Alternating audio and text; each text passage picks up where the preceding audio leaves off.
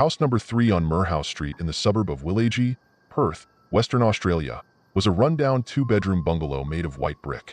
Its garden was overrun with weeds and dead flowers, and the house itself was in desperate need of a new coat of paint. By condition, it was the worst house on the street. The only positive thing that could be said about it was that in comparison, all the other homes on the block looked like mansions. This humble dwelling would later become the most terrifying house in Australia. Over the years, people passing by would slow down and whisper creepy stories to each other. In Australia, this house would gain the same notoriety as apartment 213 in Oxford Apartments in Milwaukee, USA. It was here that 28-year-old chocolate factory worker and her partner, David Birney, would take the lives of 17 young people. House number 3 on Merhouse Street became Australia's haunted house, the site of unspeakable horrors and deaths for Catherine and David Birney, a married couple who enjoyed killing people in the evenings. Serial killer couples, by the way, are one of the rarest types of criminals in the world. This is where the couple carried out their twisted killings of young female victims. The Birneys weren't particularly concerned with who they killed, as long as the victims were female. Their ages ranged from 15 to 31 years old. Whenever the couple had the urge to kill, they would drive along the Perth highway and pick up hitchhikers or other young women in need of a ride. None of the victims ever suspected anything was wrong with this seemingly sweet couple. That is, not until it was too late. Holding a knife to their throats, the women were taken to house number 3 on Merhouse Street, where they were tied up. The Birneys then acted out their most perverse sexual fantasies before killing the victims. The luckiest of the victims were drugged with a large dose of sleeping pills and then strangled. The less fortunate were either stabbed or beaten to death with a knife or axe, all while they lay in shallow graves in a secluded part of the forest, just a few minutes' drive from Perth. On November 5, 1986, when 21-year-old Denise Carnbrone went missing, Detective Sergeant Paul Ferguson was absolutely certain that an undetected serial killer was on the loose. The disappearance of Denise became the 4th case of a young girl going missing in the past 27 days, a trend that had never before been seen in Perth. In larger cities like Sydney and Melbourne, such incidents had occurred, but never in Perth. All the missing girls came from middle-class families, and it would have been highly unusual for them to simply disappear of their own accord. Ferguson ruled out all possible connections between the disappearances and investigated each case for the presence of a secret boyfriend, a married lover, or hidden drug problems that might explain their vanishings. However, the investigation led to no concrete conclusions. The girls were completely clean. Ferguson's instincts, based on years of experience, told him that a serial killer was behind all these cases. A maniac with the strength to abduct a girl. And what puzzled Ferguson the most was the fact that 2 of the missing girls hadn't completely disappeared. Their families and friends had received letters and phone calls from them after their disappearances. 16-year-old Susanna Candy had sent her parents 2 letters, one from Perth and the other from nearby Fremantle. Both were sent within the first 2 weeks of her disappearance. In both letters, she said she was fine and would be returning home soon. In addition, Denise Brown called her friend the day after her disappearance and said she was doing well. After that, she stopped contacting anyone. Ferguson's intuition told him to expect the worst. He consulted with his former boss at the Commonwealth Police, Bill Nelson. He agreed with the theory that a serial killer was at work. His opinion was respected, as he was one of the most experienced and respected police officers in the state. Bill Nelson had been in charge of the Special Task Force to catch serial killer Eric Cook, a seemingly friendly truck driver who ruthlessly killed 6 women and was suspected of murdering 2 more women in the early 1960s. Cook became the most notorious serial killer in Western Australia's history. It was Nelson who had sent him to prison and witnessed Cook's body swaying on the rope at Fremantle Prison in 1964. On November 10, 1986, 5 days after the disappearance of Denise Brown, Detective Ferguson and Detective Sergeant Vince Caddich were working on the case. And finally, they caught the breakthrough they had been waiting for. They received a radio call reporting that a disoriented, half-naked young woman had just entered a small shopping complex in Willagee. She was taken to the Palmyra police station. Thinking it was the missing Denise Brown, they hurried to the station.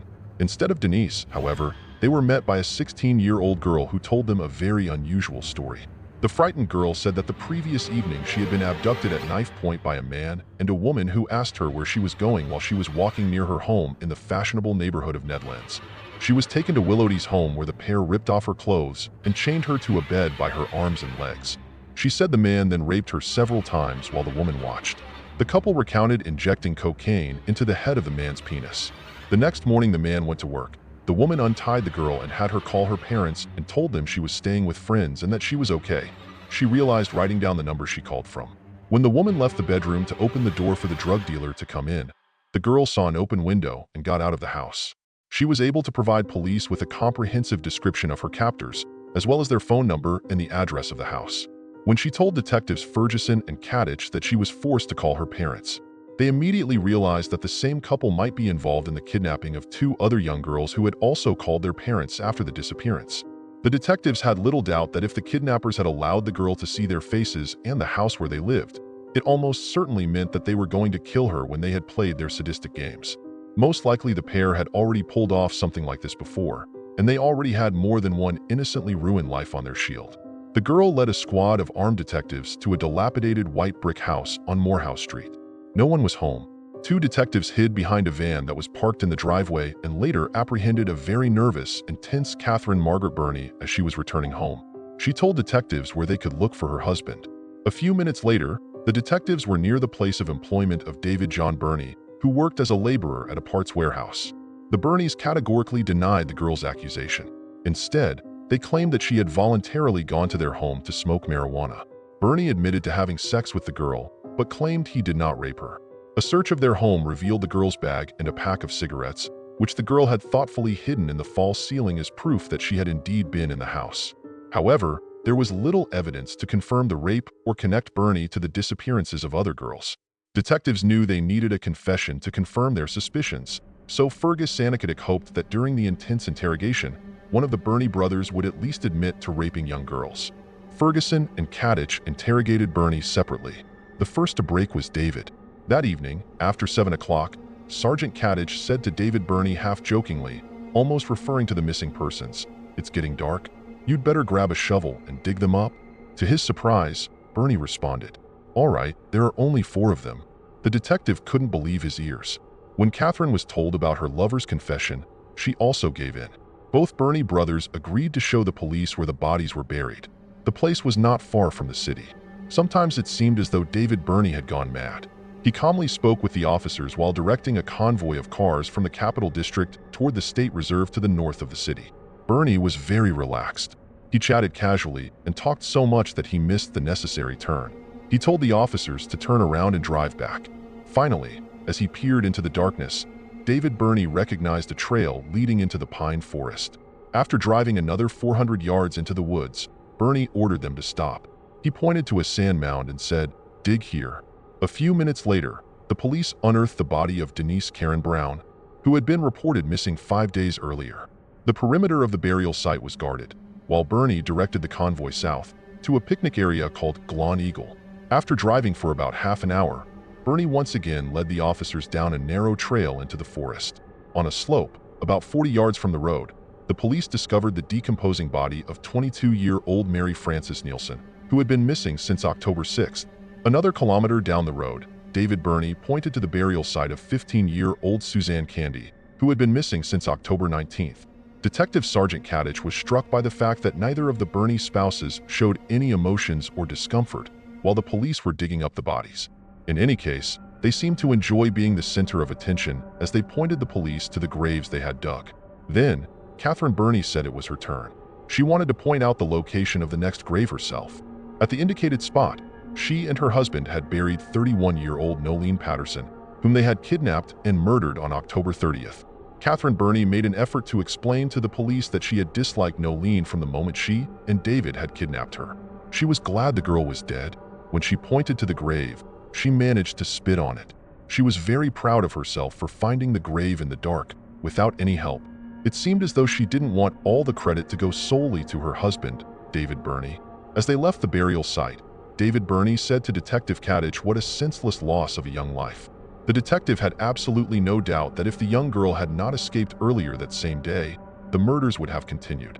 The psychiatrist brought into the case agreed that Catherine Birney could not have committed the murder alone, and she simply wasn't that type of person. She had a completely different psychological profile. However, the modest mother of 6 children was completely obsessed with David Birney and was willing to do anything for him, even murder. But David Birney was vastly different from his wife. Coming from a poor family, he had always found himself in institutions and prisons, and he was always prone to spending long stretches behind bars. Yet, no one could have predicted that his crimes would become so extensive. David John Birney was the eldest of 6 children. Margaret and John Birney did everything they could for their children, but times were tough. Throughout their early lives, the authorities periodically took children away from their parents and placed them in state institutions. David Birney's parents struggled with chronic alcoholism for a long time. David Birney lived in a tiny apartment, which was filled with scraps of food, dirty dishes, overflowing ashtrays, and broken furniture. Inside, there was nothing but dust and filth. She had lost hope of returning to a normal life many years ago and couldn't remember the last time she had seen her oldest son. David Birney's father died in 1986 after a long illness. Catherine and David first met in childhood when their families lived next door to each other. Catherine's life was also filled with darkness and despair. Her mother died when she was 10 months old, and the little girl was sent to live with her father in South Africa. 2 years later, she was sent back to Australia, where her grandparents raised her. A sad little girl, Catherine rarely smiled. She had no friends. Other children's parents forbade them from playing with her, and even before she entered high school, her mind was scarred by loneliness. She desperately wanted to be loved. Later, in her tragic life, she would find this love in the form of David Birney. But this would lead her to even greater loneliness and despair, which she couldn't have foreseen at the time. David Birney met Catherine again when they were both teenagers. David already had an extensive criminal record. The only time he proved to anyone that he could achieve something was in the early 1960s, when he decided to train as a jockey. But like much else in David Birney's life, this training didn't last long. Birney remembered him as a pale, sickly boy whom he had hired simply to give him a job. Birney was recommended as an apprentice, and Parnham himself went to pick the boy up from his home. The house was a rundown shack surrounded by a pack of dogs. Birney worked in the stables for nearly a year and showed enough ability to become a good jockey. Eventually, Parnham fired him when Birney, as it was alleged, beat and robbed an elderly boarding house owner. Catherine found a friend in Birney. Later, she would do anything he wished, and together they would embark on a criminal spree that would lead them both to prison. The first case occurred on June 11, 1969. They pleaded guilty in the Perth police court to 11 charges of burglary, breaking and entering, and theft of goods worth nearly $3,000. The court was informed that Catherine was pregnant by another man. They admitted to stealing welding equipment and using it to break into a safe at the Waverley Drive-In. Catherine received a suspended sentence, while David was sent to prison for 9 months. On July 9, 1969, they appeared before the Supreme Court on 8 additional charges of burglary, breaking and entering, and theft. They pleaded guilty, and David Birney's sentence was increased by 3 years. Catherine received an additional 4-year probation. On June 21, 1970, Birney escaped from Carney Prison and reunited with Catherine. When they were arrested on July 10th, they faced charges on 53 counts, including theft, burglary, breaking and entering, unlawful possession of property, illegal driving of vehicles, and unlawful use of vehicles. The police found clothing, wigs, bed linen, radios, food, books, 100 sticks of gelignite explosive material, 120 detonators, and 3 fuses. Catherine admitted that she knew what she was doing was wrong, but said she loved David so much that there was nothing she wouldn't do for him. She would have a chance to prove that in the coming years. David was sentenced to another 2.5 years in prison, and Catherine to 6 months of actual jail time.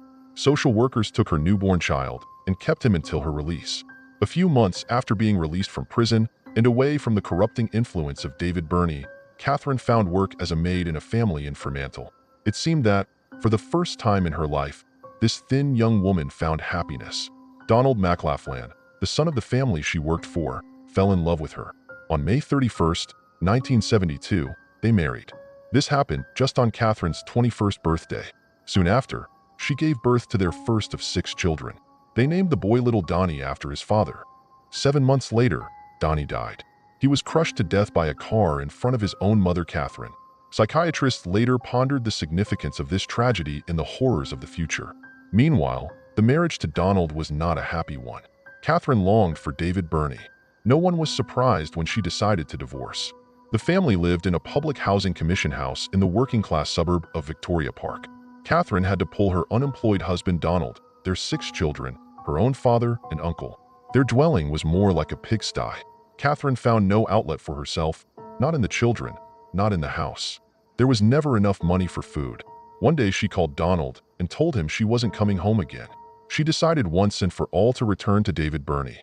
After 13 years of separation, she returned to David Birney, although they never married. Catherine took his last name, Birney, and became his common-law wife. However, the Birney family was far from ordinary. David Birney's sexual appetite seemed to know no bounds.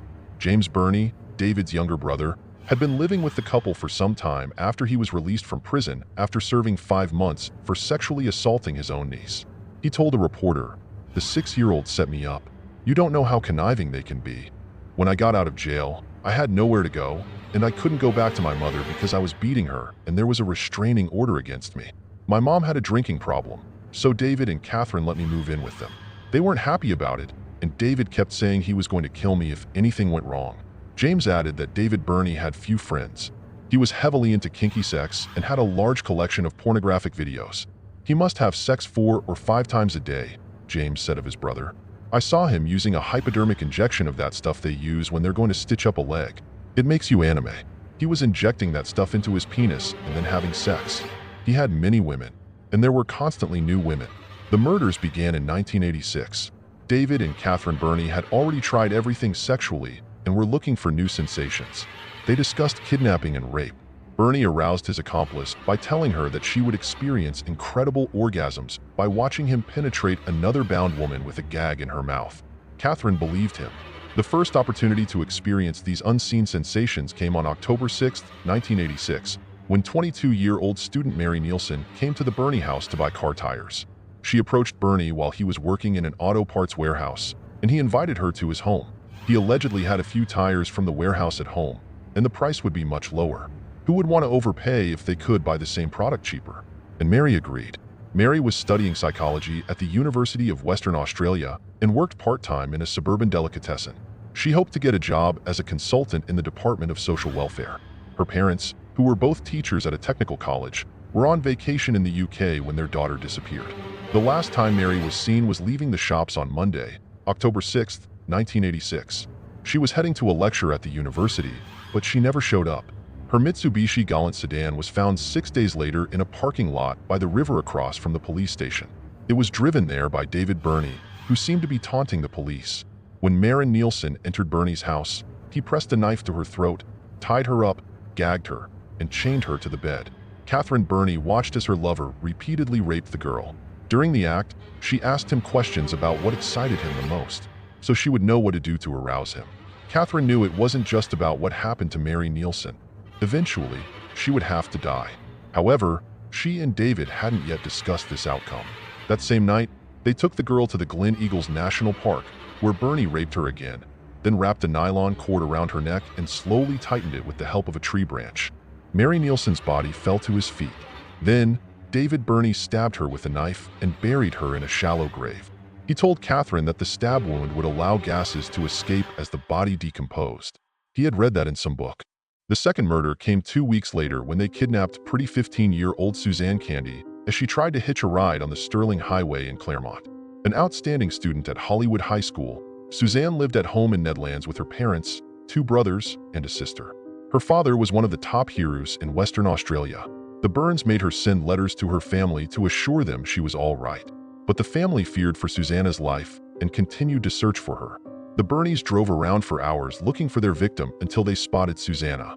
Seconds after she was in the car, a knife was held to her throat and her hands were tied, where she was gagged, chained to a bed and raped. After David finished raping the girl, Catherine went to bed with him. She knew now that this was turning her lover on.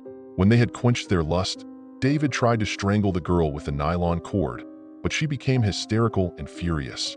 Birney shoved a sleeping pill down her throat to calm her down a little. As soon as Susanna fell asleep, David threw a rope around her neck and ordered Catherine to prove her eternal love for him. That is, to kill the girl with her own hands. Catherine eagerly agreed. She slowly tightened the rope around the girl's neck until she stopped breathing. David Birney stood by the bed, enjoying watching the murder. During the interrogation, when the police asked her why she did it, Catherine Birney answered, "Because I wanted to see how strong I was. I felt nothing. Everything was as I expected. I was ready to follow him to the ends of the earth and do anything to satisfy his desires." She was a female. Females cause pain and destroy males. The Birneys buried Susanna Candy next to Mary Nielsen's grave in the Glen Eagles Reserve. On November 1st, the couple spotted 31-year-old Nolan Patterson, who was standing next to her car on Canning Highway in East Fremantle. She had run out of gas while returning home from work. Nolan worked as a bar manager at Nedlands Golf Club. She lived with her mother in the lush suburb of Bicton, on the banks of the Swan River. She was an extremely popular lady, and club members described her as charming and polite. She had worked for 9 years as a stewardess with Inset Airlines and 2 years as a stewardess on a private plane for corporate magnate Alan Bond. Nolan had been working at the golf club for about a year when, on the evening of November 1st, 1986, she accepted the offer of the Birney couple to give her a ride. But Ellen didn't hesitate to get in the car with the friendly pair. Once inside, a knife was pressed to her throat, she was tied up, and told not to move, or she would be stabbed. They took her back to Morehouse Street, where Birney repeatedly raped her after gagging her and chaining her to the bed. Catherine Birney hated Nolan Patterson the moment she saw her.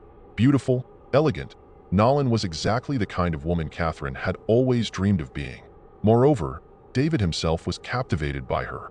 Initially, they decided to kill Nolan Patterson that same night, but for some unknown reason, David kept postponing the murder.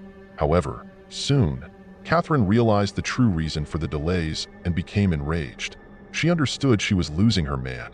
At one point, she pressed a knife to her chest and threatened to kill herself if he didn't choose between her and Nolan. The Birneys kept Nolan captive in the house for 3 days before Catherine insisted that he kill her. David forced a lethal dose of sleeping pills into her throat, and as soon as she passed out, he strangled her under Catherine's watchful eye. The couple took her body to the woods and buried it, just like the previous victims. Catherine Birney took great pleasure in throwing sand on the face of the deceased. On November 5th, the Birneys kidnapped 21-year-old Denise Brown while she was waiting for a bus on Sterling Highway. Denise was a cheerful girl who worked as a computer operator in Perth and spent a lot of her free time dancing and going to nightclubs. She rented an apartment in Nedlands with her boyfriend and another couple. The previous night, Denise had stayed at the Colbalap Hotel with her friend. The Birneys put her in the car near a cafe in Fremantle. A close friend later said about her, "She was the kind of person who would do anything to help anyone. She trusted too many people. Perhaps that's why she didn't hesitate before getting into a car with strangers." At knife point, Denise was taken to the Wallaji house, chained to the bed, and raped. The next day, they took her to the pine forest in the city of Wanneroo. On the way, the Birneys almost picked up another victim. After their capture, a 19-year-old student told the police how 2 people had offered her a ride. Later, when she saw the photographs of Catherine and David Birney in the newspapers, she said that they were the ones. When the university day was over, the girl was walking along Pinjar Road in Wanneroo when a car pulled up next to her. There were 2 people in the front seat and one hunched over in the back seat. Later, she realized that the person in the back was probably Denise Brown. "I got a bad feeling. I didn't recognize the car. The driver was a man, and there was a woman in the passenger seat. The man kept his gaze down, not looking at her, while the woman was drinking from an aluminum can of rum. I thought it was strange that she was drinking in broad daylight. The man didn't look at me the whole time. Only the woman spoke to me. She asked if I needed a ride. I said no, that I lived up the street. I glanced at the back seat and saw a small person with short chestnut hair lying across the seat. I thought it must be their sleeping son or daughter. The person seemed to be asleep, and from the hairstyle, I thought it was a boy, but for some reason, I felt it was a girl. I told them again that I preferred to walk, since walking is good for health. The man lifted his eyes for the first time and looked at me, then quickly turned away. By that time, more cars had appeared, and I walked on, but they remained in the car. Finally, the car started, they turned around, and drove down Pinjar Road toward the main forest. It wasn't until I saw Catherine Birney's photograph that I realized who they were. Someone must have been watching me that day. I don't know what would have happened if I had gotten into that car. In a secluded forest, with no people around, waiting for it to get dark, David Birney raped Denise Brown again, right in the car. Then, he and Catherine pulled the girl out of the car, and Birney started raping her again. While David raped Denise, Catherine shined a flashlight on them so both she and David could see the process. During the rape, David stabbed Denise in the neck. However, Denise Brown did not die immediately. Catherine Birney, still holding the flashlight, found a bigger knife and told her lover to stab the girl again. But David needed no prompting. He plunged the knife in until Denise fell at his feet. After making sure the girl was dead, Denise Brown, not Byrne, dug a shallow grave and placed the body in it. But the girl did not pass away this time either. While they were sandbagging Denise Brown, She tried to sit up while in her own grave. Then David grabbed an axe and hit the girl's head with it as hard as he could. But the girl withstood this blow as well. When she sat down again, David turned the axe and split her skull. Then the spouse's body was covered with sand. The brutal murder of Denise Brown did not sit well with Catherine Birney.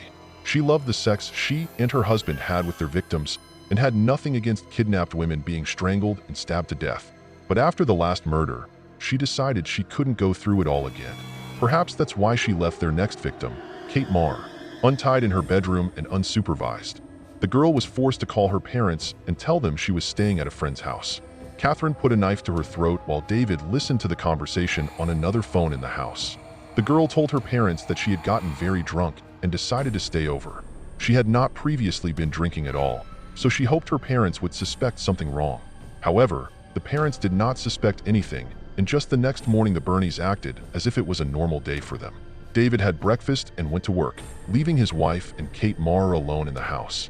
Lastly, he dropped that when he returned from work, he and Catherine would kill Kate. Meanwhile, this morning's papers have already published pictures of Denise Brown, who went missing the day before. Kate saw the edge of the newspaper with this picture and realized Denise must be dead. Being in the house, the girl saw a medicine bottle on the nightstand, on which David's name was written. That's how she learned the full name of her kidnapper. Kate realized that in order to survive, she needed to gain Catherine's trust. She tried to be as obedient and sweet as possible, and the plan worked. While David was away, Catherine and Kate listened to the rock band Dire Straits together and watched the movie Rambo on TV. Catherine became so friendly with Kate that she even took her outside with her. While outside, Catherine ordered Kate to go into the house by herself and not make a sound. Otherwise, she would kill her. Kate went into the house and realized that this was her only chance of escape. She broke the window lock and made her way outside. In black leggings, black t-shirt and panties, the girl knocked on the doors of nearby neighboring houses, but no one came out. Everyone was at work. Then she ran to the store with vacuum cleaners and saw a guy in a suit at the entrance. Kate ran up to him and told him that she had been raped and asked him to shelter her inside. Then the police arrived and took her to the Palmyra police station, where she was interrogated by the only female officer on duty, 22-year-old Laura Hancock. It was only in July of that same year that Laura had graduated from the police academy. The police were severely understaffed, so they left her alone at the station to go through paperwork and answer phone calls. Kate Moyer's report of abduction, rape, and threats of murder was the first report that Laura Hancock took in her life. Later, Catherine Burr will not tell the police. I think I must have come to the conclusion that sooner or later, the disorder had to come to an end. I reached a point where I didn't know what to do. I decided that I was ready to give this girl a chance.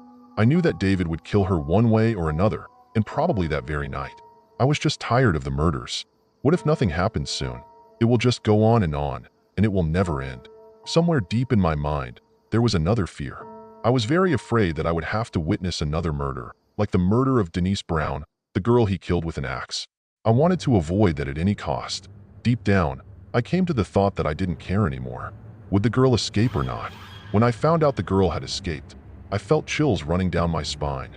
I told myself, David will be furious. What should I tell him?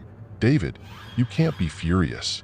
On November 12, 1986, David John Birney and Catherine Margaret Birney appeared before the Fremantle Magistrates Court and were charged with the deliberate murder of 4 people. The public was outraged by their crimes, and a crowd gathered outside the courthouse. The holding cell in the courtroom was heavily guarded by the police. They brought him into the courtroom, handcuffed to a police officer. He was wearing a faded blue jumpsuit, sweatpants, and socks. Catherine Birney was also handcuffed to a police officer and was wearing blue jeans and a light brown checkered shirt. Their faces showed no emotion while the charges were being read. Neither of them had a lawyer.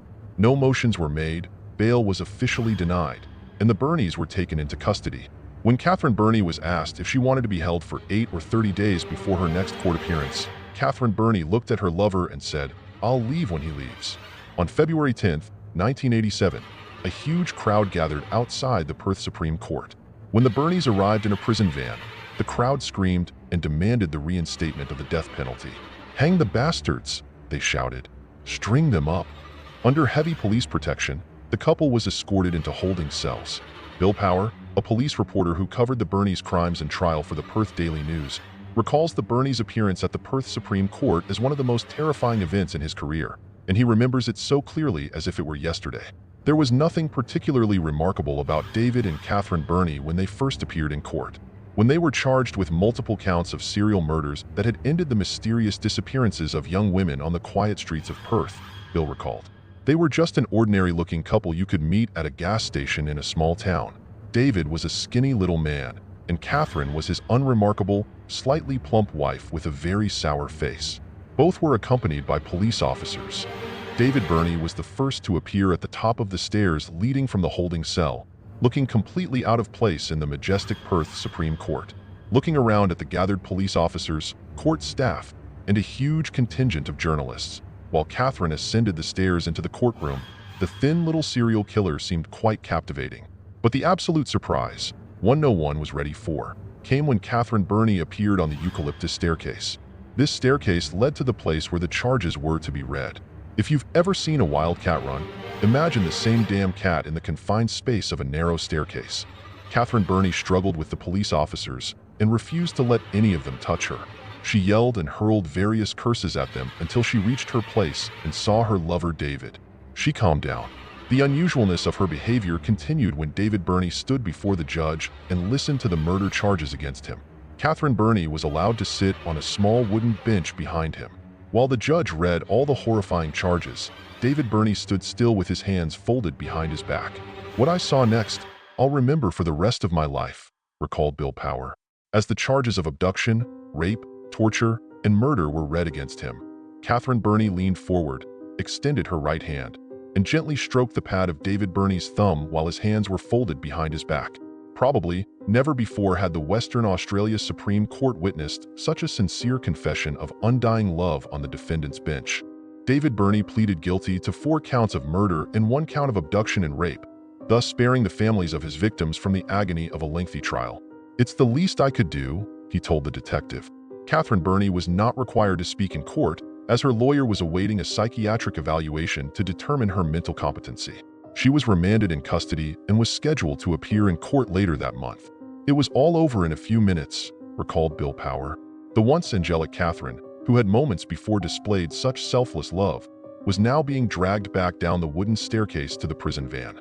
She struggled again, screaming and spitting at the police officers who were carrying out their duty. Perhaps she didn't want any man to touch her other than David. Judge Wallace sentenced David Birney to the maximum penalty, life imprisonment in a high-security prison.